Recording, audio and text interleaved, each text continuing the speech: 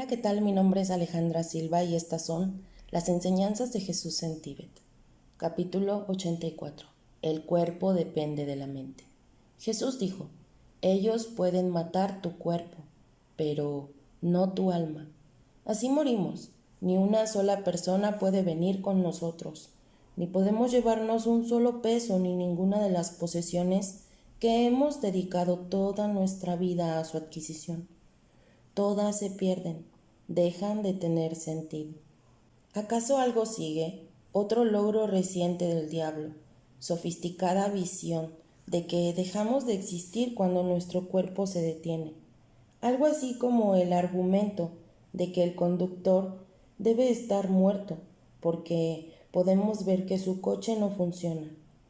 Si la mente fuera solo el cerebro, si la mente se posara sobre el cuerpo de la misma forma que un tazón de fruta se posa encima de una mesa, entonces sería cierto que dejamos de existir el día en que nuestro cuerpo muere. Pero ya hemos visto esto, que no es así. El cuerpo depende de la mente, como todo lo que nos rodea. Nuestro cuerpo es algo que experimentamos a causa de semillas que brotan de nuestra memoria más profunda, resultado de cómo hemos tratado a otros en el pasado. Cuando la semilla para vernos a nosotros mismos de una forma pierde su fuerza, ya que todas las semillas lo hacen, entonces son reemplazadas por otras semillas, por otras formas, y así es como morimos. Capítulo 85. Una mayor libertad. Jesús se detiene 10 veces en el Nuevo Testamento y nos advierte sobre el infierno. Verlo como una metáfora es de nuevo solo una ilusión de toda una cultura que trata de creer que la muerte no existe. Después de la muerte, la forma en que experimentamos el siguiente paso en nuestras vidas depende por completo de las semillas que hemos plantado de la vida presente, si nos hemos ocupado de las personas que nos rodean. Una mujer embarazada tomó un trago de alcohol o fuma un cigarro, una cadena de ADN en un nivel microscópico en una única célula se daña. Durante los próximos 50 años, otro ser humano debe vivir con una deformación terrible.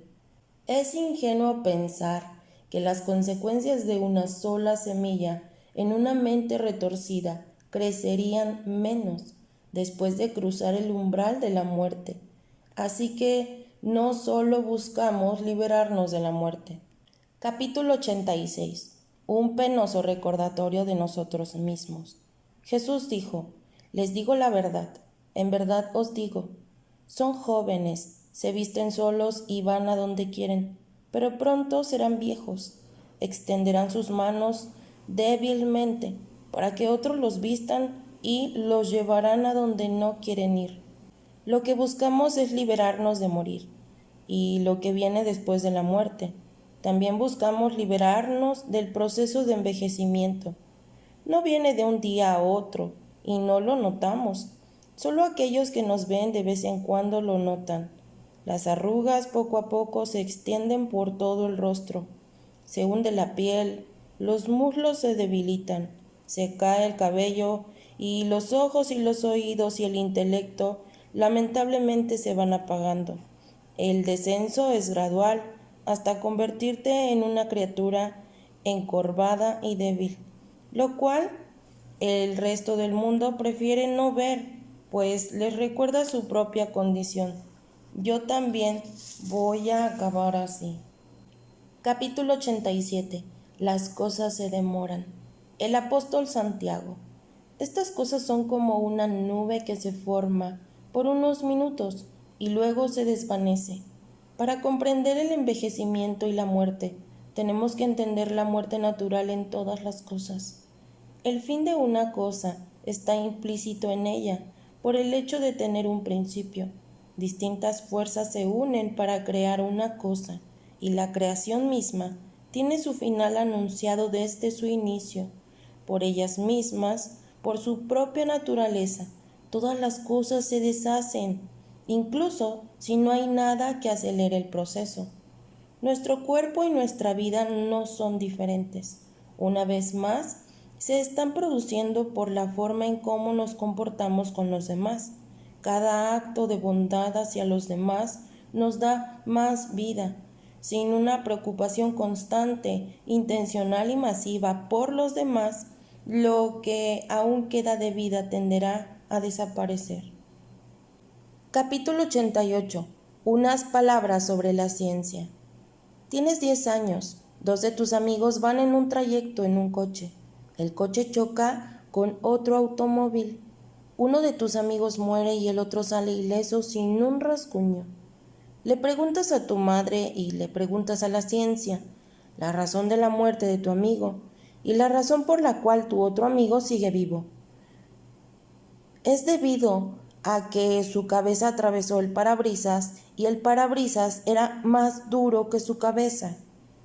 Pero mamá, ¿por qué salió volando por el parabrisas? Porque él estaba sentado enfrente al momento del choque. Sí, pero ¿por qué estaba sentado frente? No lo sé, se subió enfrente y el otro niño no lo hizo. No hagas preguntas tontas. No hagas preguntas tontas. Esta es la respuesta final que recibe de su madre y la respuesta final que obtenemos de la ciencia en nuestros días. La ciencia, en su etapa actual de desarrollo, describe amablemente que con precisión y como el proceso de envejecimiento y la muerte se produce, ciertas funciones corporales empiezan a decaer, lo que afecta a otros sistemas, hasta llegar a un umbral determinado irreparable. El organismo en su conjunto se apaga. Ni una palabra sobre el por qué el proceso se inicia en un momento determinado. En el caso de un accidente de choque, la relativa capacidad de resistencia del material del cráneo en el punto de impacto es superado por las fuerzas creadas por el repentino impulso impartido por la colisión. Esto solo explica cómo murió Johnny, pero no explica por qué murió. No explica por qué se sentó en la parte delantera. No explica por qué el otro coche giró en ese preciso momento. Una forma verdaderamente integral de la ciencia no puede incorporar estas últimas preguntas de por qué suceden las cosas. Nuestro estado actual de la ciencia es una gran contribución a la sociedad, pero podría ser mucho mejor, una explicación definitiva y completa de las cosas, una explicación que podría terminar con los problemas finales, tales como el envejecimiento y la muerte. Al final, la ciencia incorpora un elemento ético, un elemento de compasión. Así es como la ciencia tal como se practica hoy reconoce el papel de la percepción en cómo funciona la realidad. Es decir, hemos llegado al punto en el que reconocemos que la forma en cómo una partícula subatómica se comporta se ve alterada por nuestra observación. La ciencia tal como se practica hoy reconoce el papel de la percepción de cómo funciona la realidad. Es decir, hemos llegado al punto en el que reconocemos que la forma en cómo una partícula subatómica se comporta se ve alterada por nuestra observación. La ciencia, tal y como está hoy en día, ve un tipo de realidad estándar que cambia con nuestro acto de observar.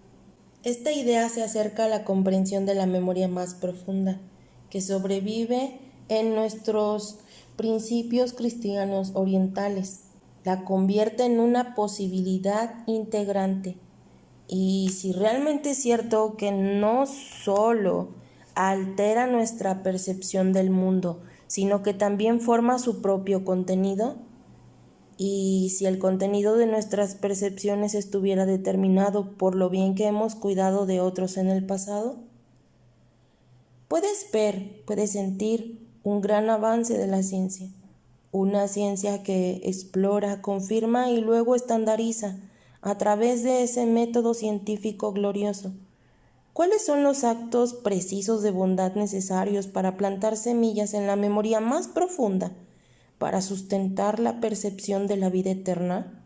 Sería el final del envejecimiento, el final de la muerte,